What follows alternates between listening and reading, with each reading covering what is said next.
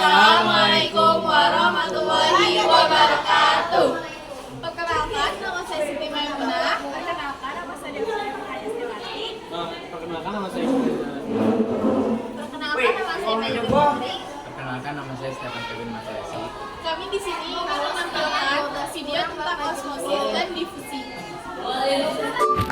Difusi dan osmosis adalah proses penting dalam transportasi zat pada organisme hidup.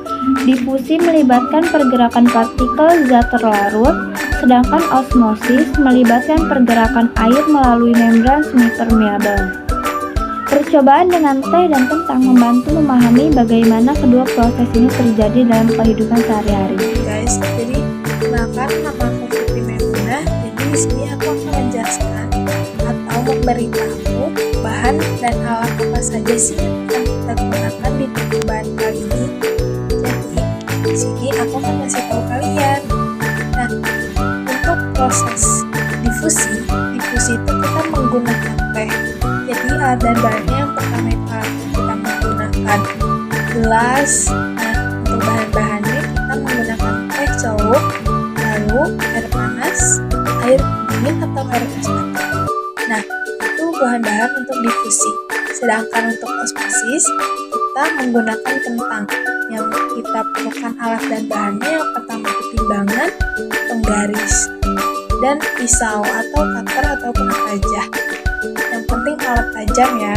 Nah, bahannya itu yang kita gunakan yang pertama itu ada kentang 2 biji, lalu ada garam, terus ada air. Nah, itu saja yang Pertama kita buat tabel untuk gelas A dan gelas B untuk membedakan gelas yang menggunakan air panas dan gelas yang menggunakan air dingin. Lalu kita tuang air panas ke dalam salah satu gelas dan kita masukkan teh celupnya. Lalu di salah satu gelas lagi kita masukkan air dingin dan masukkan salah satu teh. Lalu kita masing-masing kita beri timer dan perlahan akan terlihat bagaimana proses difusi itu terjadi. guys. Jadi langkah pertama untuk membuat osmosis itu kita mengupas kentang terlebih dahulu. Setelah kita mengupas, kita potong menjadi dadu dengan panjang 2 cm, lebar sama 2 cm. Lalu beratnya kita timbang, maka pertama kita timbang itu seberat 11 gram.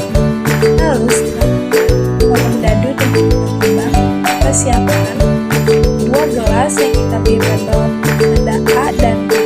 Nah, di situ di salah satu gelas itu kita tambahkan garam. Dan di salah satu gelas itu ada air garam dan air biasa. Nah, sudah selesai kita taruh masing-masing gelas itu 2 kentang. Jadi dengan berat 22 gram kentang setiap gelasnya. Kita tunggu setelah 30 menit. Nah, setelah 30 menit ini ternyata berat kentang yang ada di gelas air garam itu menyusut sebanyak 1 gram. Jadi berat awalnya 11 gram dan berat akhirnya hanya 10 gram. Sedangkan yang di gelas biasa itu beratnya tetap sama dari awal sampai akhir. Kentang yang dimasukkan di dalam bahan garam mengalami penyusutan yang terjadi perubahan tekstur pada kentang yang awalnya keras menjadi lunak. Hal ini dikarenakan H2O di sekitar sel kentang lebih sedikit dibanding di dalam kentang dan mengakibatkan sel kentang harus mengeluarkan H2O sehingga terjadi fermentasi atau fermentasi kentang penyusutan. Hal ini termasuk proses osmosis. Lalu kentang yang dimasukkan air biasa mengalami perubahan tekstur menjadi lebih berat dan kaku sehingga kentang sulit dibekukan. Hal ini terjadi dikarenakan air tersebut memiliki thermodinamik yang lebih rendah dibandingkan dengan cairan yang ada di dalam kentang. Karena perbedaan konsentrasi air pun akan tergerak masuk ke dalam kentang yang memiliki konsentrasi tinggi. Maka dari itu, kentang pun lebih terasa lebih berat karena adanya penambahan air di dalam sel kentang. Hal ini termasuk larutan hipotonik. Selanjutnya, percobaan difusi pada air dan teh celup.